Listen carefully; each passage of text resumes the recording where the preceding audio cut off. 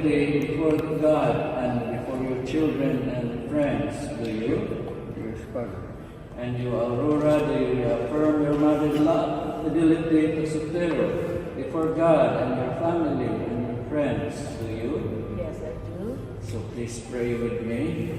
Lord God, Lord God, whose name is love, whose name is love, once once you made our ways meet you made our ways meet, and called us hold us to found a home to find a home and a family. and a family. We look back We look back with gratitude with gratitude and thankfulness and thankfulness on the 50 years for the 50 years you have given us together. you have given us together. Help us Help us to avoid to avoid the mistakes of the past mistakes of the past and sustain us and sustain us with your love, with your love, that in ever-growing that in ever-growing unity of heart and soul, unity of heart and soul, we may reach together we may reach together your unending marriage feast, marriage feast in heaven, in heaven, and bless this, and bless this, our ways, our ways, and our tasks. and our tasks. Amen. Amen.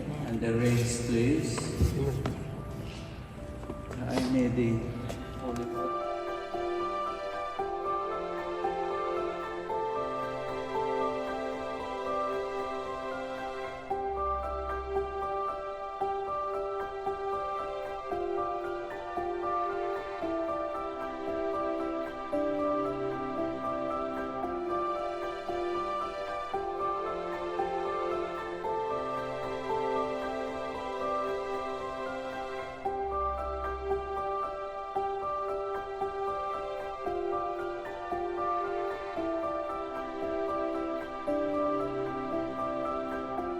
Nilalagay.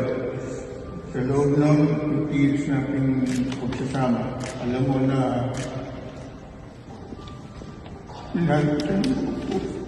Eh, ba't ba umiiyak?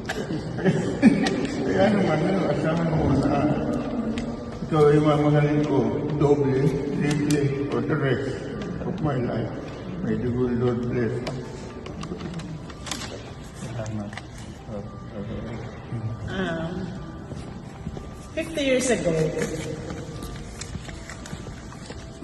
Monsignor Arcaida, our officiating priest to deliver first married, asked me questions like this: Aurora, did you come here willingly, without any hesitation, to be the wife of Sotero? Then I am so proud to answer, yes, I do.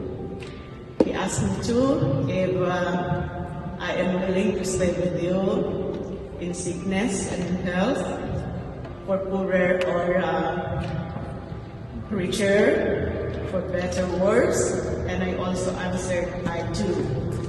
So after 50 years, each of us showed those vows that we have, and for now, I still pledge to you that I will love you, respect, honor, understand you more, till death do us part. Ganda. Thank you very much. So hold each other's hand at tawakan kayo sa kamay. And I ask Sheila, Sheila, you know your parents very well. Anong gusto mong sabihin sa kanila ngayon? First and foremost, congratulations po on the event for reaching this milestone. So that means I'm also close to being 50, right? Because I've been on this. Nothing but, much gratitude for for everything that you have done for our family. Kung ano man po yung mga narating namin pagkakapatid, it's all because of your hard work, your perseverance, and your love for us, for our family, and most of all, yung love kay Jesus, which we were brought up to be close to God, and do all His, follow all His commandments as much as we could. So we thank you for everything, and we're always thankful. We're so blessed that we have these parents who are living proof of what a real Christian Catholic family should be. And we thank everyone who are here to witness this milestone of our parents. And thank you, Father John, for helping me. Salamat. Thank you, Giver. Bibigyan to Sheila. Three children. And anong mga pangalan nila sila? Ira, Sherwin, Shirley. Sure. Lahat yes. Lahat may sumpong. So we also include them in our prayers. And they're also celebrating today.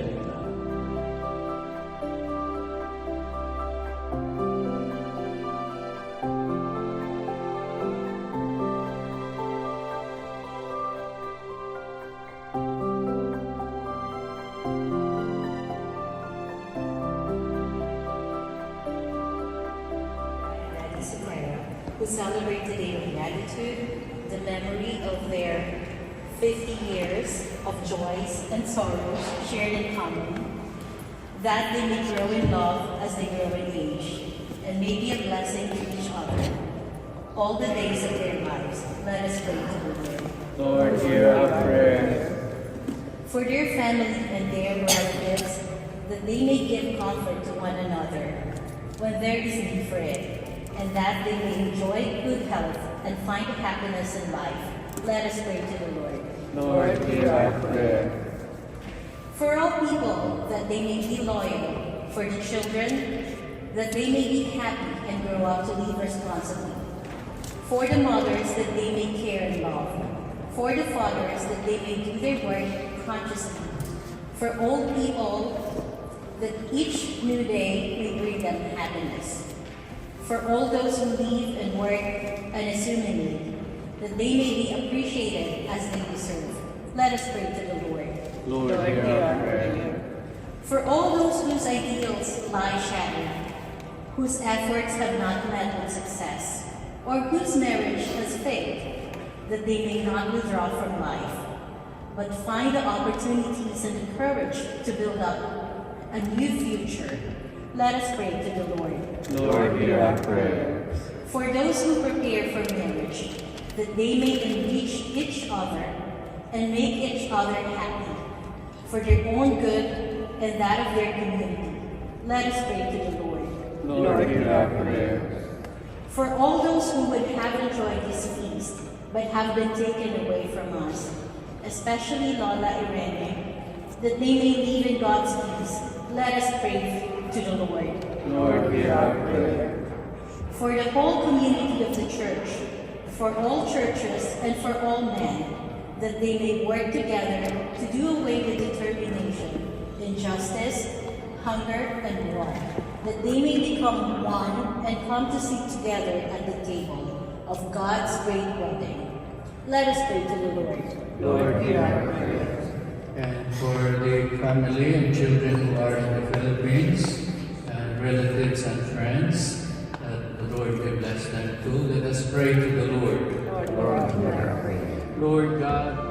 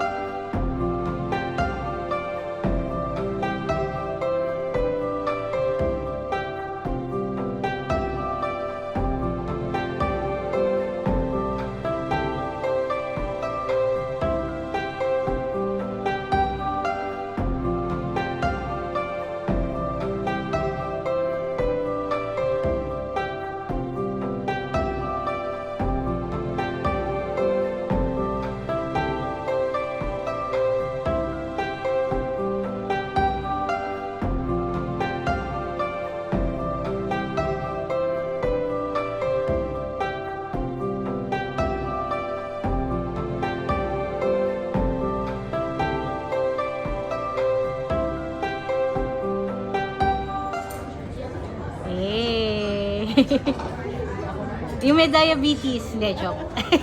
Nangyari lang. Kunyari. Konti lang, mami. Just a little bit. Yay!